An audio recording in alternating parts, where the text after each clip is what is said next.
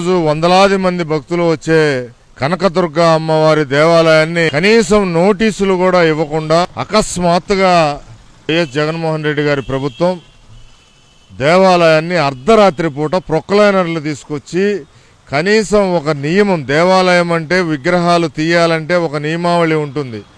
ఆగమం ప్రకారం మరి దేవాలయ సంబంధించిన ఆగమం ప్రకారం మరి విగ్రహాలని కొన్ని కార్యక్రమాలు చేసి ఆ పూజా తదితర కార్యక్రమాలు చేసి ఆ విగ్రహాన్ని తొలగించాలి.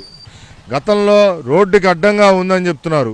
విజయవాడలో వినాయకుడి గుడి ఉంది, అది రోడ్డు మధ్యలోనే ఉంది. అటుపక్క రోడ్డు పోతుంది, ఇటుపక్క రోడ్డు పోతుంది.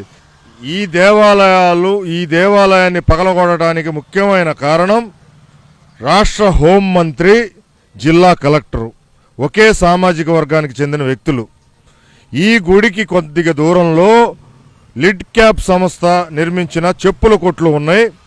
ఆ చెప్పుల కొట్లకి దేవాలయం అడ్డంగా ఉందని చెప్పి దేవాలయాన్ని తీయించారు. మాకైతే ఈ గుడి పడేయడానికి ఒక ఇన్ఫర్మేషన్ కానీ గవర్నమెంట్ మున్సిపల్ కార్పొరేషన్ వాళ్ళు కానీ ఒక నోటీస్ కానీ ఏమైతే ఇవ్వలేదు.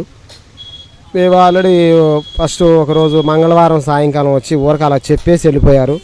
చెప్పి 5 నిమిషాల్లోనే కుక్కలేని తీసుకొచ్చారు, శివాలయం అవి కదిలిచ్చారు. మేము ఆల్రెడీ రిక్వెస్ట్ మీద అడిగాము, మాకు కొద్దిగా టైం ఏంటండి, ఒక 15 రోజులు టైం ఏంటని చెప్పాము. వాళ్ళు అసలు టైం కూడా ఇవ్వలేదు. మళ్ళీ తెల్లారి వచ్చారు. తెల్లారి వచ్చేసి వాళ్ళు పడేస్తారు అని చెప్పి ఒక ఇన్ఫర్మేషన్ వచ్చింది. తర్వాత మా కమిటీ వాళ్ళందరికీ నేను ఫోన్లు చేసి చెప్పాను. చెప్పిన తర్వాత నేను అమ్మవారికి మహానివేదన పెట్టేసి 11 గుడి కట్టేసి వెళ్ళిపోయాను.